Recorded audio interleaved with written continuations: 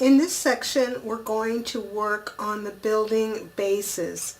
Now, each one of the little buildings has a base, and the base gets attached to the ground. And when you lift off the building, the little base box has some treats. And like I said, they get attached to the ground. They're just very simple construction. You could put some decorative paper in the bottom of this. You would not want to put any decorative paper on the inside because of the way we're putting these together.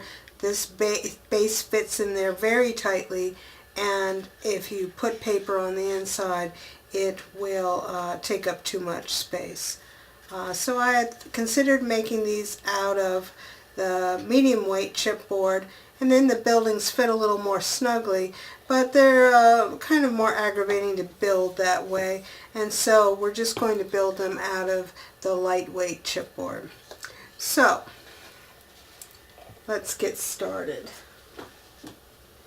In the cutting and layout guide, there is a page that talks about building bases, and it explains exactly how to cut out from medium weight chipboard and from lightweight chipboard everything that you need to make these bases.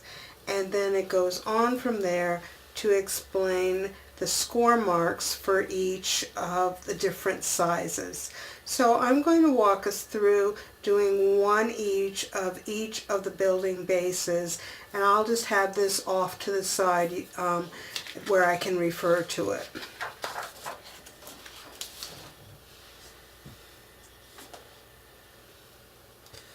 So I like to get all of my pieces organized, what I'm going to need, and kind of set it up so that once I get going, I can just make kind of a production out of it. So let's start out by building one of the building one bases. And I need a strip of cardstock. This was the lightweight chipboard, and it was cut to 5 inches. And this is the little medium weight chipboard, and it was cut at 1 1/4 by 1 1/4.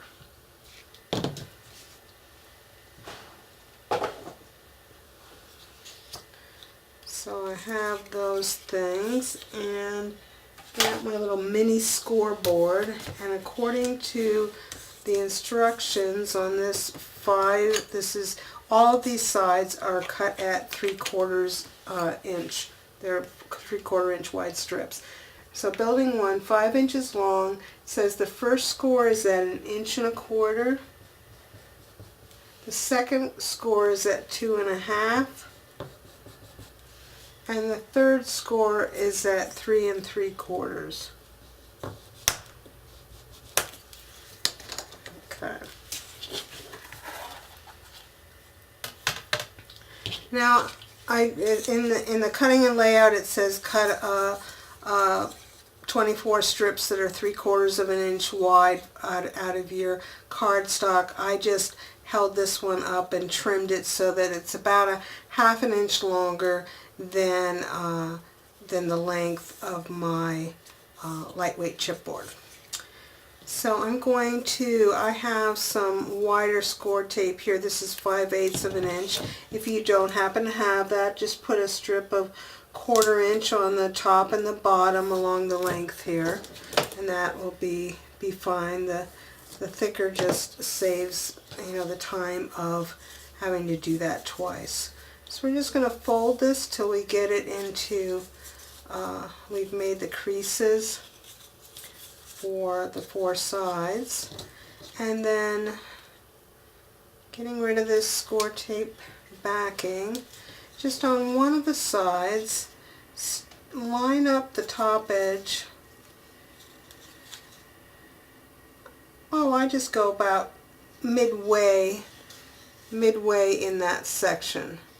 So the cardstock strip is sitting there, and we're going to use this to join the outside and just kind of decorate it. You could definitely use a piece of decorative paper for this, or a piece of colored cardstock. I have a lot of craft going on in my version, so I decided just to use craft and to do a little inking at the end. And then when you get to the end, you can either try to trim it off even here, but there's plenty of room. There's a little extra space because these are made out of lightweight chipboard, so you can allow that to overlap. It's not going to be a problem. And then if you're not quite square there for whatever reason, just give it a little haircut, and so it looks nice. And then you can burnish around the outside just to make sure everything's on there really nice. Okay, so I just have a little piece of patty paper that I'm working on, because the next thing we're going to do is put some wet glue inside of here and then put our bottom in. So I'm just going to take the wet glue and run a bead right inside along that bottom edge.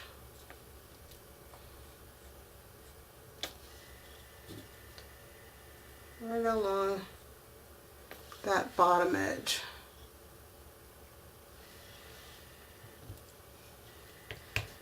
And then holding this pretty firmly against my table, I'm going to stick the base in kind of at an angle. Not all the way to the bottom, but if you put it in an angle, it's easier. These are very tight fitting, so if you put it in an angle, it gives you just kind of the right distance to be able to get it to start going down in there. Now, as I said, make sure you are holding the sides firmly against the table when you push this in. Otherwise, when you push it down, and you want to push it down firmly, you'll blow out the bottom. And then pick it up. I don't let this extra glue bother me. As I said, we're going to glue these to the base anyway, so I just set it upside down to dry. And that will be a building one. Once it's thoroughly dry, I can come back in here and do some inking like you saw in this first one that I had. I just did some inking around the edges. And then I can also come back and put in a little square of decorative paper in the bottom. You could, if you wanted to. I mean, I said you can't put decorative paper in on the inside. Well, you certainly can after you've built the box, but that's a little bit more than I want to go to, but feel free. So that's building one. I'll just put this gluey paper aside here for a second.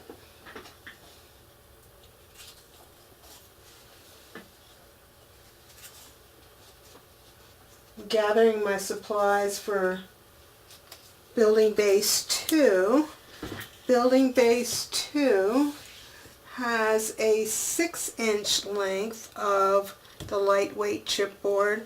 This is just an 8.5-inch strip of cardstock, and I'm just going to hold it up near this and cut it off about a 1/2 inch longer. That's just excess here. And then the base for building 2 is a 1.5-inch square. So this is my 1.5-inch square base. So the scoring, according to the scoring chart, says that on this 6-inch piece of lightweight chipboard, and again they're all cut 3/4 of an inch wide, I'm just following along. The first score is at 1.5 inches. The second score is at 3 inches, and the third score is at 4.5. Building 1, 2, and 5 are squares, so you should end up with squares for these. So again, after you've made those scores, they all basically go together the same way. We'll take a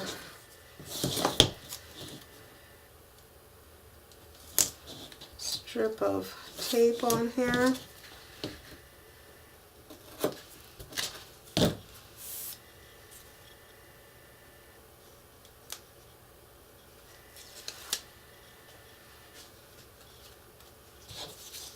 Again, I'm going to start this about halfway down that side. Wrap it around and join those corners up.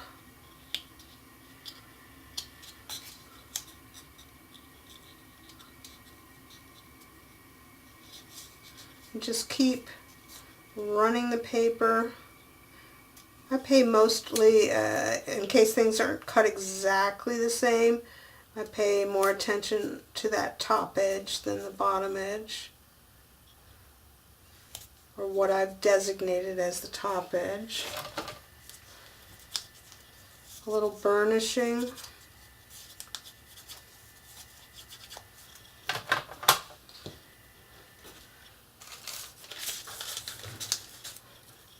And a bead of glue around the bottom.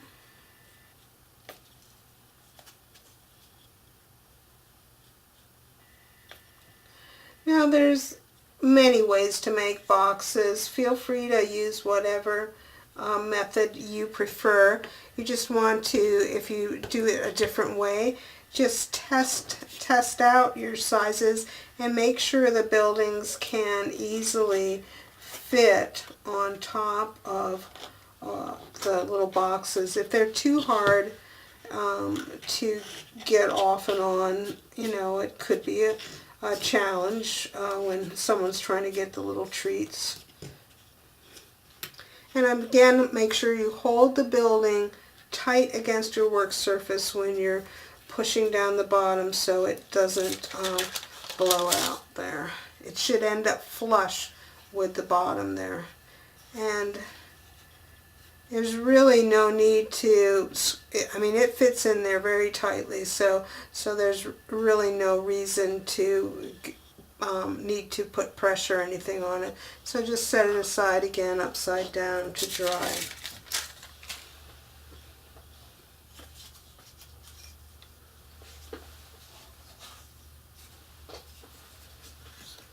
Building 3 has a base that is 1 1/4 by 1 3/4. That's the building 3 base.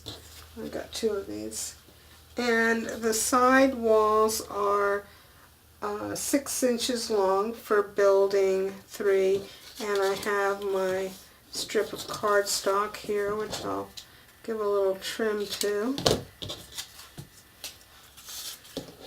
Might as well prep that while I'm right here.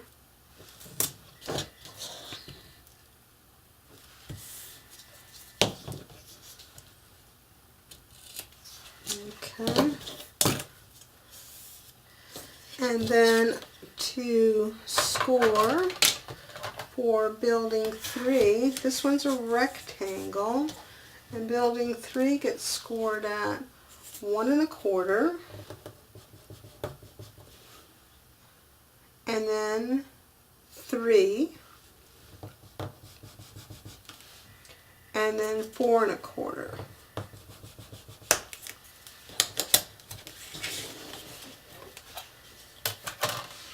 So when we fold this one, we should end up with a rectangle that building 3 will fit over. And there's our rectangle. So by now you know the drill.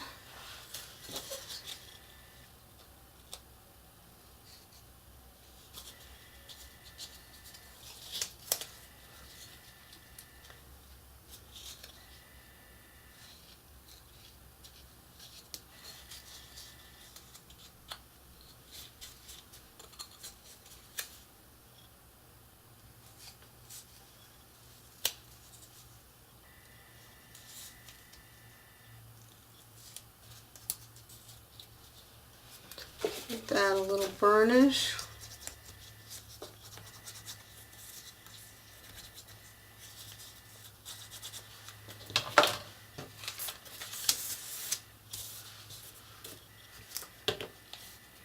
Bead of glue.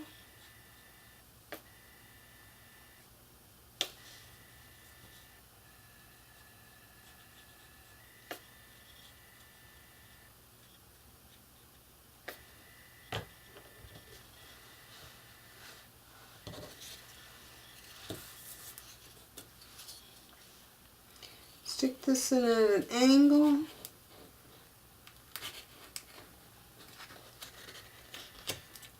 Make sure I've got it held tight against the table.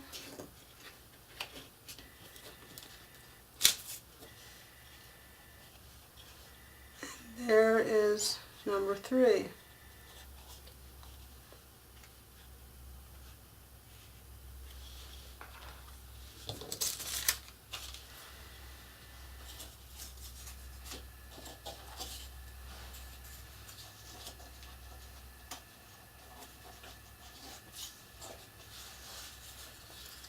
This is building 4 now, and building 4 has a base that is 1 1/2 by 2 1/4, and the side walls are a strip that is 7 1/2 inches long.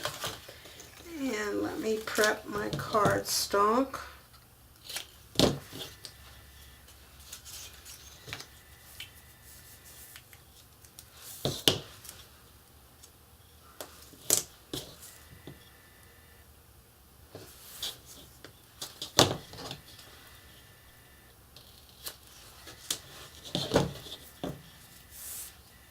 Okay, and let's do a little scoring. Even though this is longer than this little scoreboard, the last score I need to make is less than 6 1/2, so this one works perfectly. Okay, number 4.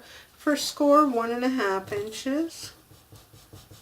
Second score 3 3/4 inches. And the third score is at 5 1/4 inches.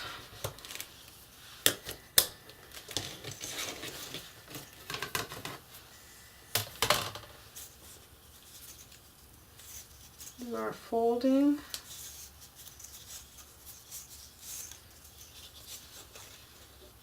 Yep, that looks right. So let's join.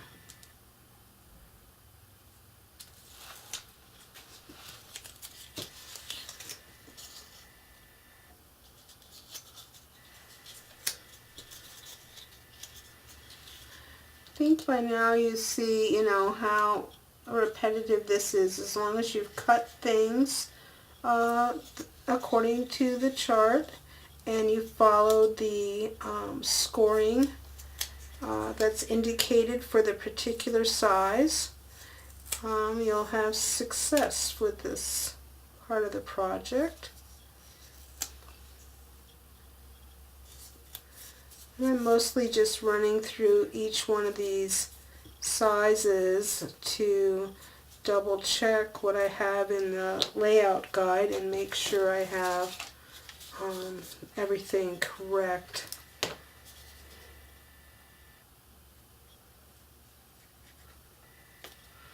So just running that bead of glue.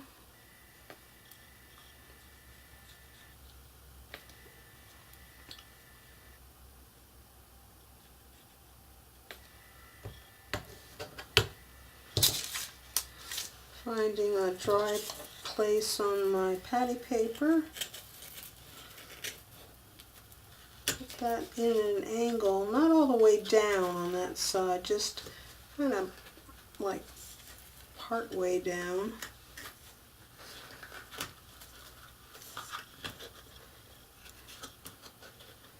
This one wants to be convinced to go in there a little bit.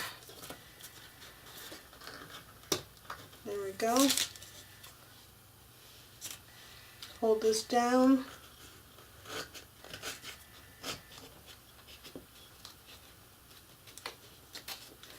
Now, because this one has is kind of a bigger rectangle, I think I will just sit here for a couple of seconds and hold in these longer sides, just to make sure that glue gets a chance to grab there. If you feel that's necessary on the smaller sizes, by all means, give that a few seconds. This quick dry glue usually gets a grip really quickly.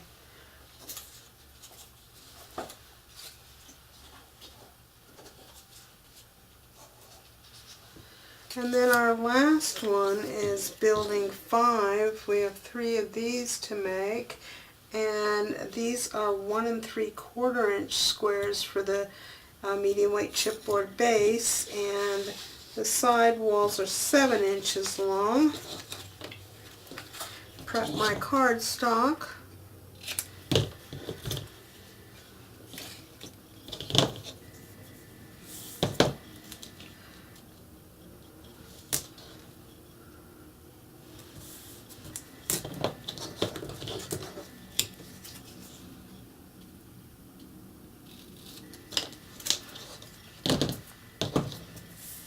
And let's see what our scoring is for this one. This one is also a square, and it's 1 3/4, 3 1/2, and 5 1/4. That should give us a little 1 3/4 inch square box. The building is 2 inches on a side. These actually stick out just are a little bit bigger than that when they're done. Okay, that looks good.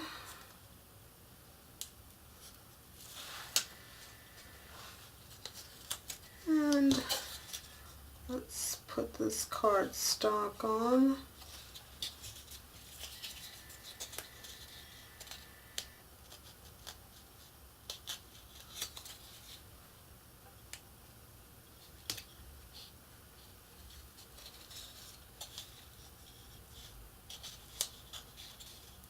Of course, I'm all thumbs on this one, wouldn't you know it? There we go.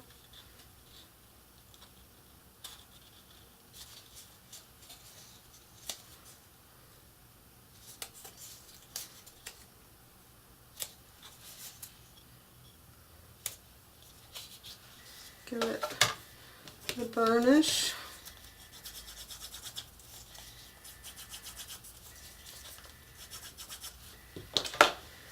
And I think it's pretty dry over in this area.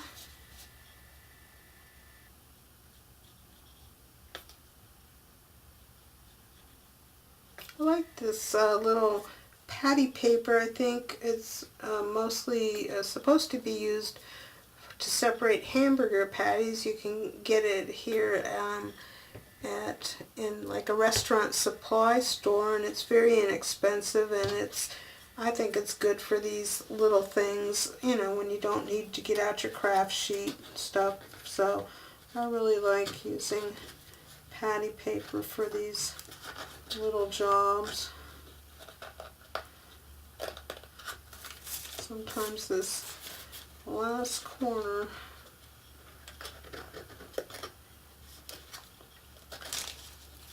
wants to be a little problem. Let's try it from the other side. This one maybe I got a little tight on my scoring or something, but they all will fit. They're just very tight, some of them. There we go.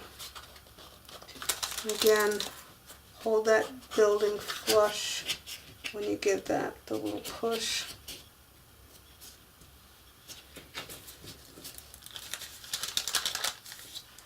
And again, this one, you might want to give it a little bit of a squeeze in both directions here, just for a few seconds. So like I was saying before, after they're dried, I'll give them some inking. Probably think about putting some decorative paper in the bottom, just so to make them look a little nicer, more finished. And then in the finishing, we'll see how to attach them to the base of the project, whether it's on level 1, 2, or 3. So you just continue and you make the number of bases that are specified in the cutting and layout. I have one of each of mine here. That's the proper order. And you can see they go together pretty quickly, so it's not a bad chore.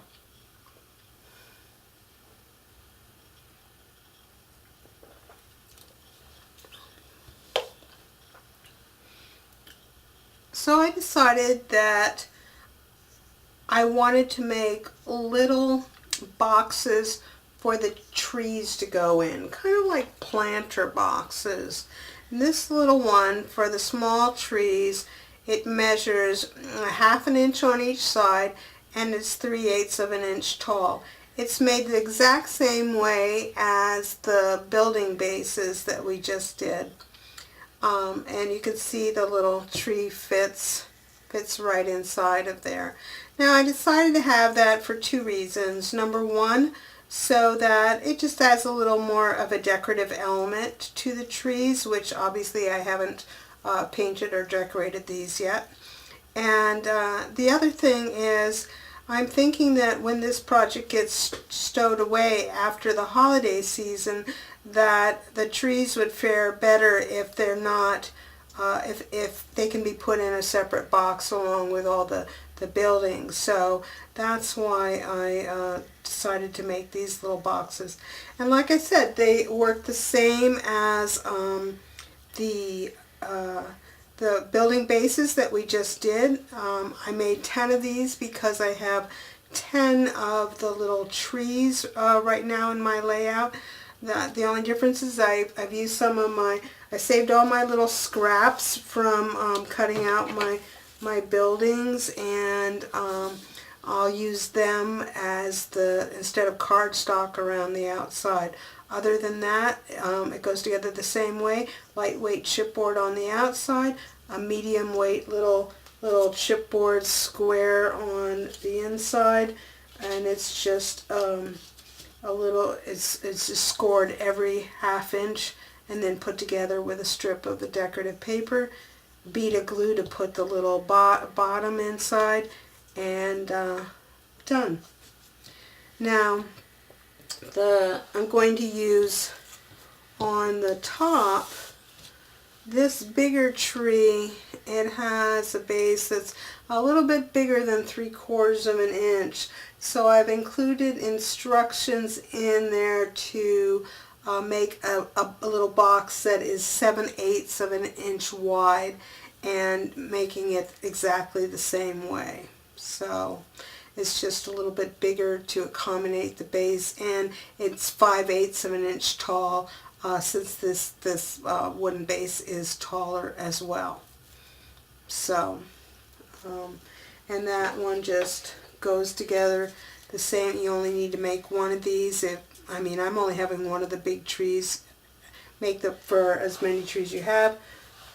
Again, put it together with a decorative paper, and your medium weight chipboard bottom gets glued in just like we did all of the building bases. So that's building and tree bases.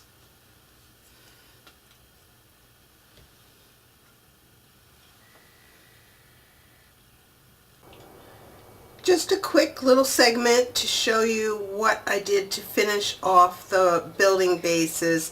I did run a strip of cardstock around the outside of each base and put a piece of cardstock on the inside. What I did was I used an alternate color to what I did for the door, so that then I could take the alternate number and put that on the side of the box that's going to be facing, the same side that has the front door on it. If it's a rectangle, that's important. So I did that on the outside here, not just for decorative purposes, but by adding that, it added just a smidgen more of width to the box, so that the buildings fit nicely on there. They're easy to come off, but they don't wobble around too much. And I also wanted to share one other little tip, and it was especially important or handy when I was making the little tree base boxes, and that is, if you have a stylus with some good sized tips on there, that's handy to put the bases in, just to push them down in those corners, especially these little ones. It's difficult unless you have small fingers to get your finger in there to push that building base down. It's also handy for when you're trying to put the paper into all the corners here. So those are just a little couple of tips and finishing touches on the building bases, and now we're about ready to put this all together.